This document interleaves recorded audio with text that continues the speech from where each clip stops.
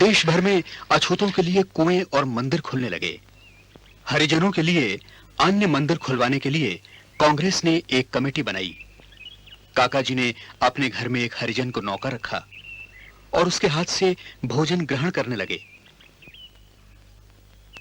हरिजन आंदोलन धड़ल्ले से चल निकला, यहां तक कि बापूजी ने अपने पत्र का नाम यंग इंडिया से बदलकर हरिजन कर दिया।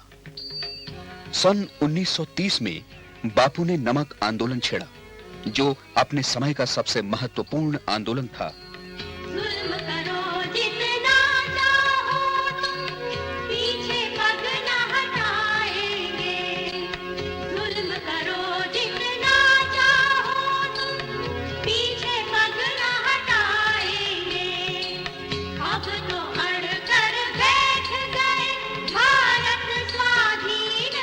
काका जी को तो डांडी मार्च में शामिल होने की अनुमति नहीं मिली, लेकिन मेरे दादाजी कमल नयन बजाज, जो उस समय 18 साल के भी नहीं थे, यात्रा में शामिल हो गए।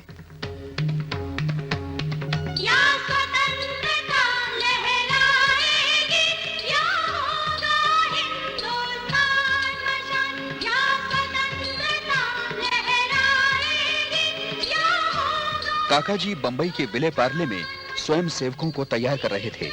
वहां उन्हें गिरफ्तार कर लिया गया।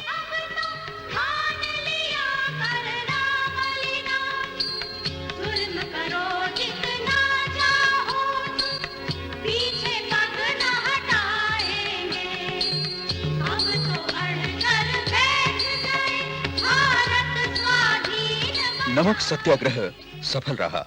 देश को स्वराज तो नहीं मिला, लेकिन वर्धा को गांधी मिल गए। काका जी के कहने पर बापू वर्धा आ गए। एक बार सत्याग्रह के सिलसिले में वे जेल में थे और उनकी गैर हाजिरी में उनकी कंपनी के एक कर्मचारी ने अकाउंट्स की चालाकी से टैक्स के 75,000 रुपए बचा लिए। काका जी जेल से लौटकर आए तो उन्हें यह बर्दाश्त नहीं हुआ। उन्होंने गांधी जी को पत्र लिखकर पूछा कि मैं इस रुपए का क्या करूं। गांधी जी ने राय दी, इस रुपए को जन सेवा के काम में लगा दो, और काका जी ने तुरंत चेक काट कर दे दिया।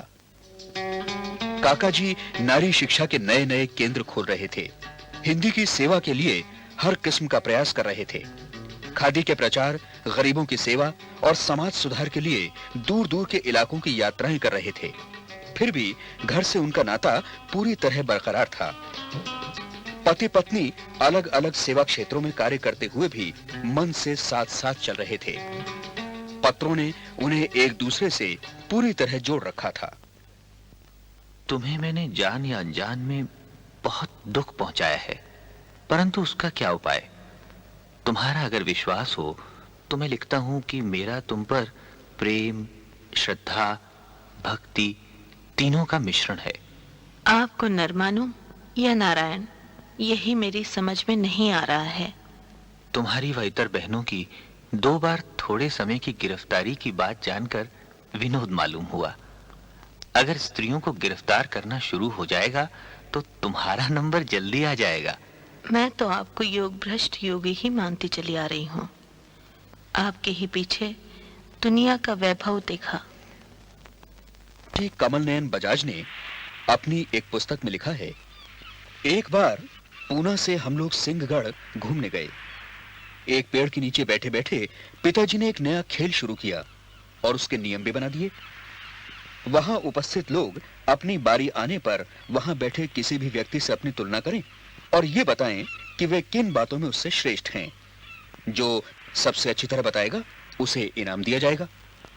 जब कमल नयन जी यानी मेरे दादाजी की बारी आई तो वो अचानक बोल उठे, मेरी तुलना श्री जमनालाल बजाज से होगी, मैं उनसे श्रेष्ठ हूँ।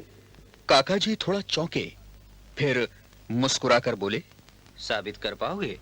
जी हाँ। बताओ तो, तुम जमनालाल से श्रेष्ठ कैसे हो? मैं उनसे इस तरह श्रेष्ठ हूँ कि उन्होंने तो सिर्फ देश का ही भ्रमण किया है, मैंने विदेश का भी किया है।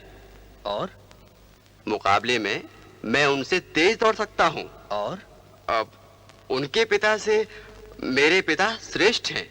अच्छा, और सबसे बड़ी बात ये कि उनके पुत्र से मेरा पुत्र ज्यादा सुंदर और होशियार है। कमल नयन जी के पुत्र और मेरे पिता राहुल बजाज उस समय सिर्फ 1 साल के थे। काका जी ने हंसकर अपने पोते का मुंह चूम लिया।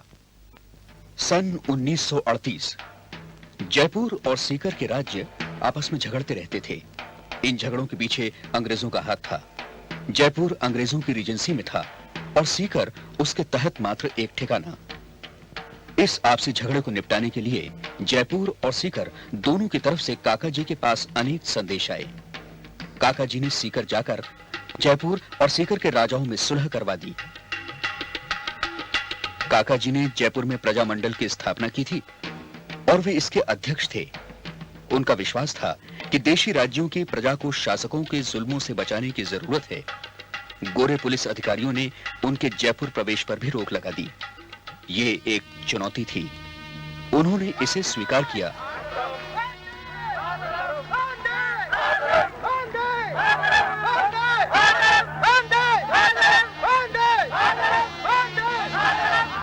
पुलिस ने उन्हें गिरफ्तार किया और जयपुर से 40 मील दूर छोड़ाई।